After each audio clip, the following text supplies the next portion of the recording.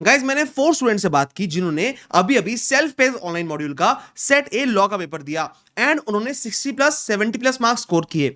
And सबसे important बात क्या है पता है, उन्होंने लॉ आज तक नहीं पढ़ा था, मतलब उन्होंने फर्स्ट टाइम लॉ पढ़ा एंड पेपर क्लियर कर लिया। तो उनकी जो भी स्ट्रैटेजी थी, जो भी ट्रिक्स उन्होंने यूज की एंड जो भी एग्जाम एक्सपीरियंस था, मैं सब कंपाइल करके लेके आऊं आपके लिए इस वीडियो में, सो दैट आप भी जल्दी से सेट ए एसपीएम क्लियर कर लो। So hi guys, I am CS Khandelwal and I hope you doing good. जल्दी से वीडियो लाइक कर दो, वीडियो स्टार्ट करते हैं। अब देखो, स्ट्रैटेजी स्टार्ट करते हैं अपन। पहली पॉइंट क्या है कि आप कंप्लीट कर लो 40 इयर्स के लेक्चर। अरे सर ये क्या पॉइंट है, मुझे पता है बेटा बहुत सारे बच्चों के 40 इयर्स कंप्लीट नहीं हुए हैं, तो जल्दी कंप्लीट कर लो। कब तक रोकोगे, कंप्लीट कर लो। और अब कोई एक्सटेंशन काम नहीं आने वाला, वो जो एक्सटेंशन यूज हो रहा था अब यूज नहीं हो पाएगा। ठीक है, अब नहीं यूज हो रहा, ऐसे ही वो नोटिफिकेशन आ रहा है। ठीक है, तो अब पहले 40 इयर्स कंप्लीट कर लो जल्दी से। ठीक है, दूसरी बात, आपको देखो कि रिवीजन वीडियोस देखना है। मतलब क्या सर, देखो मैंने जो चारों बच्चों से बात की उसमें सबसे कॉमन बात क्या थी कि चारों ने ना रिवीजन वीडियोस देखे किसी ना किसी के। जिसके भी लॉ के रिवीजन वीडियोस अवेलेबल है जिस टीचर के, उस टीचर का आप जाके देख लो 1 और 2 टाइम्स।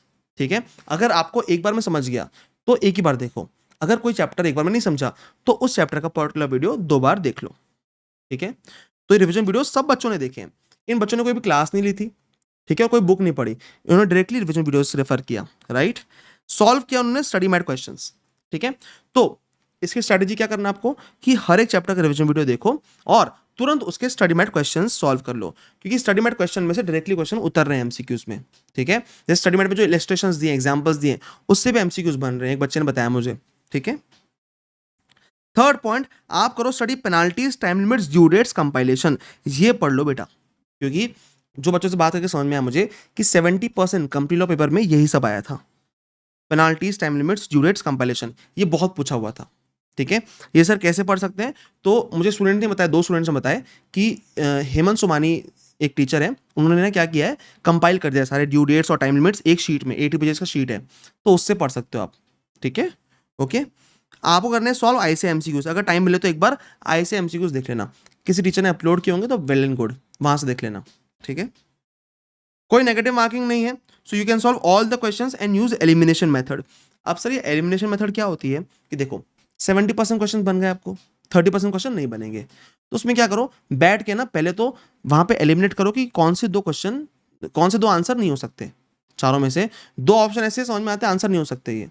ठीक है, लॉजिक लगा के वो 2 हटा दो पहले, और बचे 2 में से गेस करके आओ। मैं बोलूँ 30% में से अगर भाई 20% भी ठीक हो गए, 10% भी ठीक हो गए, तो आपके पास होने के चांसेस बढ़ जाएंगे। ठीक है, and last point, questions are very random, different for each student. तो देखो इनके पास ना, मतलब ऐसा उन लोग कर रहे हैं, मतलब एक स्टूडेंट ने मुझे बताया कि उन लोग 2 स्टूडेंट पेपर देने गए थे, तो एक पास हुआ एक नहीं हुआ, तो वो 2 दोस्त गए थे। तो उसमें क्या हुआ कि किसी किसी स्टूडेंट के लिए ना क्वेश्चन बहुत ही रैंडम आ जा रहे हैं। ठीक है, अब इस स्टूडेंट ने थोड़ा इजी बनाया इसको पेपर, मतलब इसको इजी लगा, पर इसके दोस्त को बहुत टफ लगा था। तो यार बहुत रैंडम है, तो कुछ भी आ सकता है पेपर में। ऐसा हो सकता है आपके दोस्त के लिए इजी हो, आपके लिए डिफिकल्ट हो, या फिर आपके लिए इजी हो, आपके दोस्त के लिए डिफिकल्ट हो, तो ये चीज़ हो सकती है। पेपर सेम नहीं आएगा हर बार। तो मैं बोलूंगा, अगर देखो मान लो आपने एक बार पढ़ाई की अच्छे से, ठीक है, और आप एक बार नहीं क्लियर कर पाए, तो वहां जाके जब पेपर दे रहे होंगे तो आपको गलती समझो अपनी कि कहाँ कहाँ क्या क्या नहीं बन रहा, वो फट से 2 दिन पढ़ो और 2 दिन बाद फिर से पेपर दे दो। ऐसा हो सकता है आप निकल जाओ। ठीक है, मतलब उसके लिए फिर से 7-8 दिन फिर से पढ़ने की जरूरत नहीं है। ठीक है, अगर 500 रुपीज आपके लिए बहुत ज्यादा मैटर नहीं करते, आपको ऐसा लगता है यार चांस ले सकता हूं मैं, टाइम बच सकता है मेरा, ठीक है, तो वो चांस ले लो और निकाल लो। पर ऐसा आपके 15 मार्क आ रहे हैं, 5 मार्क आ रहे हैं, तो फिर अच्छे से पढ़ना पड़ेगा। ठीक है, मतलब अगर आप ऐसा ऐसा हुआ कि जैसे 50% मार्क्स चाहिए, 50 मार्क्स चाहिए, आपके 48 में रुक गया, 45 में रुक गया, आपको लगता है निकाल सकता था मैं, थोड़ी गलतियां हो गई, तो फट से 2 दिन वो चीज़ों पे काम करो। ठीक है, और फिर से पेपर देने चले जाओ 2 दिन बाद ही, तो निकल जाओगे। ठीक है, डन, राइट। तो बड़ा जल्दी जल्दी पेपर खत्म कर लो एसपीओएम के। देखो क्या है कि मैं नहीं चाहता कि आपका ना इस एसपीओएम पे टाइम वेस्ट हो नवंबर के टाइम पे। जब नवंबर एग्जाम है ना, तो लास्ट जो 2-3 महीने बचेंगे, उसमें मैं चाहता हूँ आप पूरी पढ़ाई पे ध्यान दो, ये एसपीओएम का टेंशन ना रहे। नहीं तो यार इसमें टाइम वेस्ट बहुत है, 40 घंटे लेक्चर के सामने बैठो भी, फिर उसके लिए पढ़ो अलग से, क्योंकि 40 घंटे पढ़ाई तो कुछ हो नहीं रही, वहाँ समझ तो कुछ आ नहीं रहा, तो इसलिए पढ़ो, पढ़ाई भी अलग से करो। ठीक है, और फिर पेपर देने भी जाओ, और गलती से नहीं निकला तो कोई भरोसा नहीं एमसीक्यू का, तो राइट, ओके, ठीक है। तो ये स्ट्रेटेजी बच्चों ने फॉलो किए, कोई भी क्लास जरूरत नहीं है। और जो बच्चे आज से पहले लॉ पढ़ चुके हैं, जिन्होंने लॉ दिया हुआ है पिछले अटेम्प्ट्स में, उनके तो बहुत ईजी यार, उनको एक बार रिविजन वीडियोस देखने और जाना है बस, ये कंपाइलेशन शीट पढ़ के, दैट्स इट, राइट?